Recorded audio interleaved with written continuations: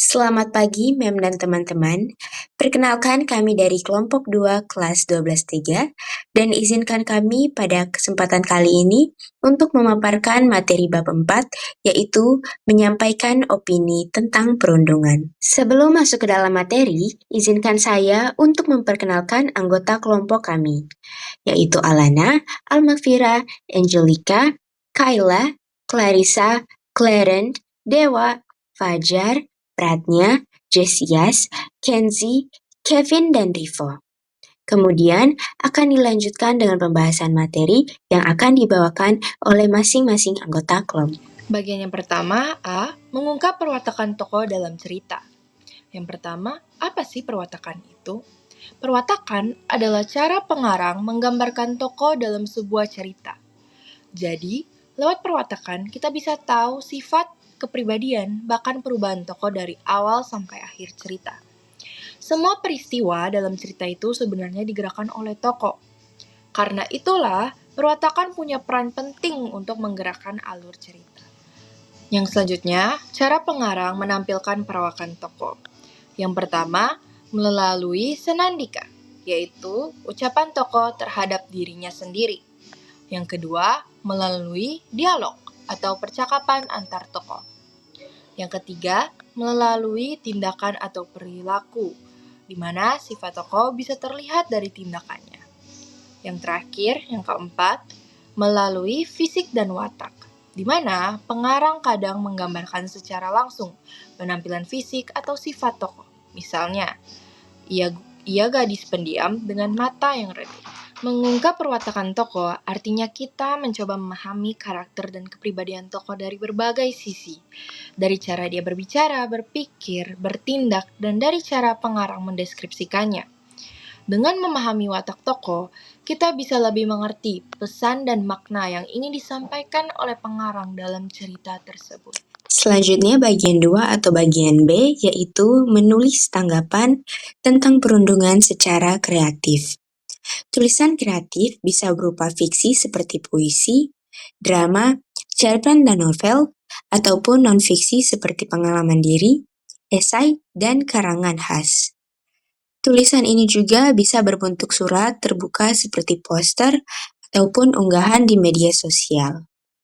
Dalam menulis, perhatikan bahasa seperti diksi, ejaan, bentuk kata, kalimat atau paragraf, agar maksud dan tujuan penulisan dapat dipahami. Tujuan utama penulisan menurut Tarigan pada tahun 2008.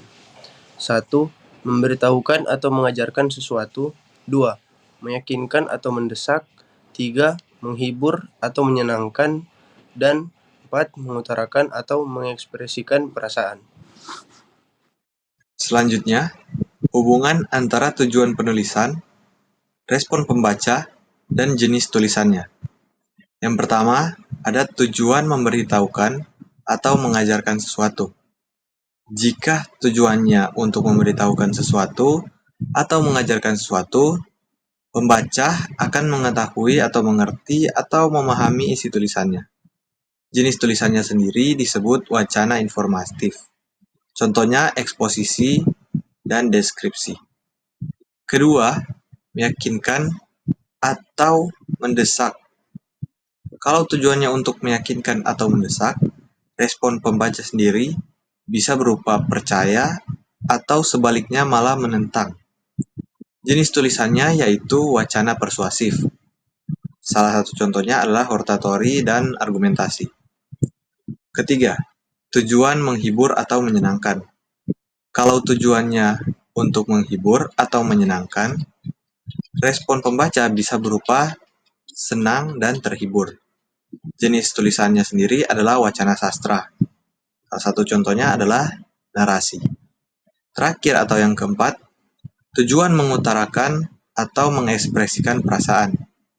Jika penulis ingin mengutarakan atau mengekspresikan perasaan, maka pembaca bisa menunjukkan tingkah laku atau pemikiran yang dikendalikan emosi. Jenis tulisannya sendiri disebut wacana ekspresif.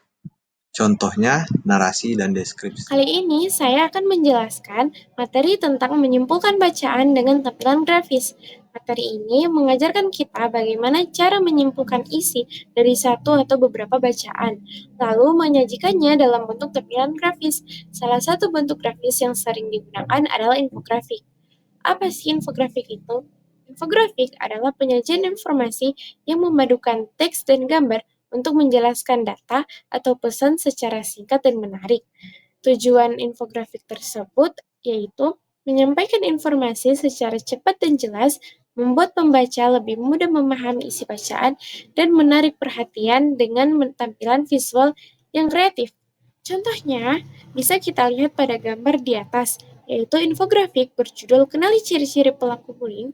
Dalam gambar itu dijelaskan bahwa pelaku bullying biasanya memiliki ciri-ciri seperti cepat marah dan suka menyalahkan orang lain, sering bersikap agresif dan mendominasi, pandai beralasan untuk menutupi kesalahan, manipulatif terhadap teman, populer di kalangan teman sebaya, memiliki masalah di keluarga. Jadi, dari kesimpulan isi infografik ini membantu kita mengenali tanda-tanda pelaku bullying agar bisa mencegah tindak perundungan.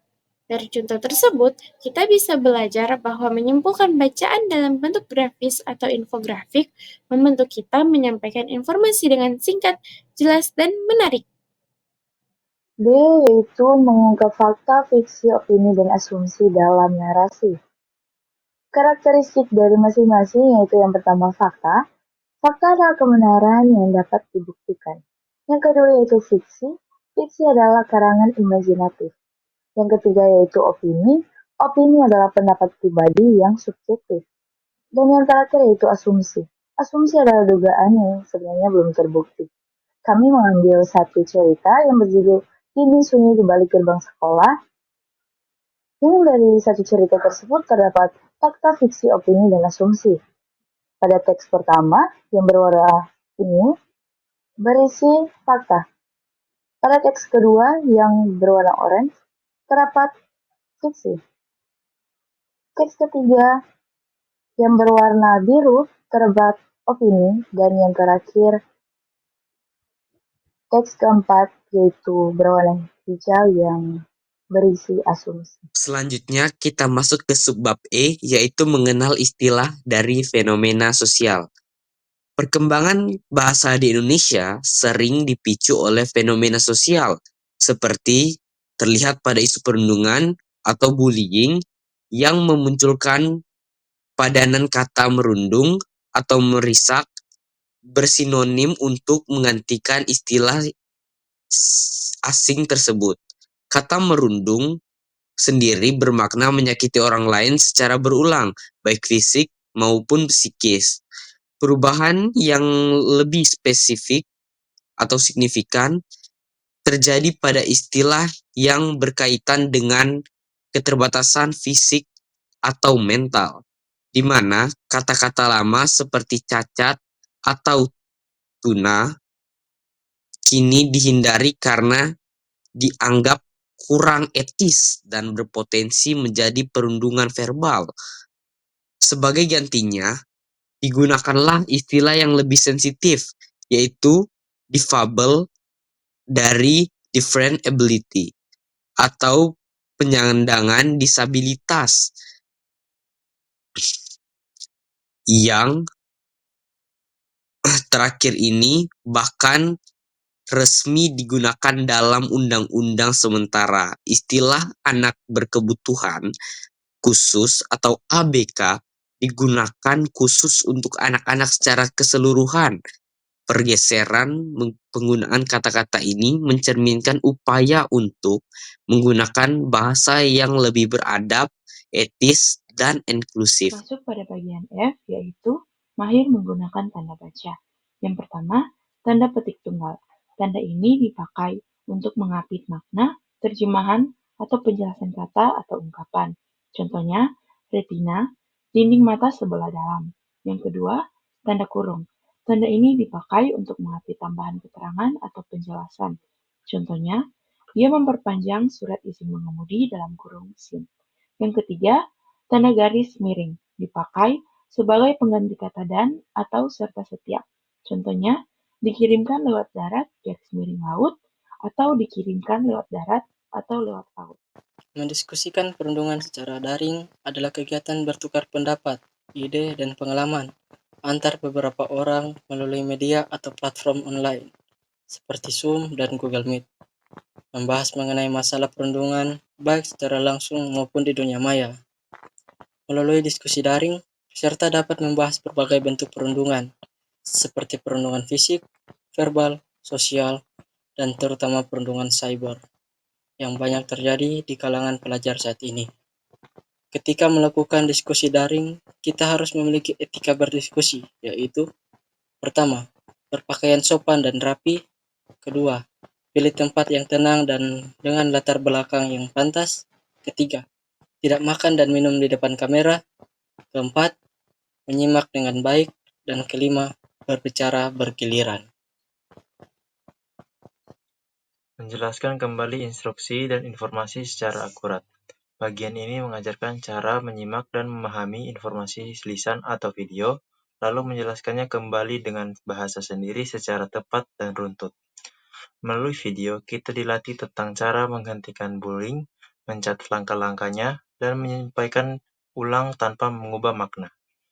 Tujuannya agar kita mampu mengumpulkan informasi dengan akurat dan mudah dipahami, menilai kejelasan instruksi yang didengar, menggunakan kosakata yang tepat dan kalimat efektif. Kesimpulan dan ajakan.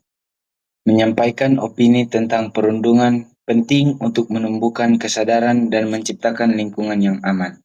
Mari bersama menolak segala bentuk perundungan dan saling menghargai satu sama lain.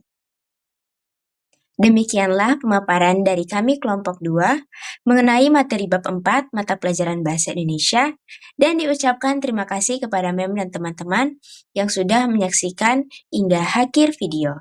Diucapkan terima kasih dan selamat pagi.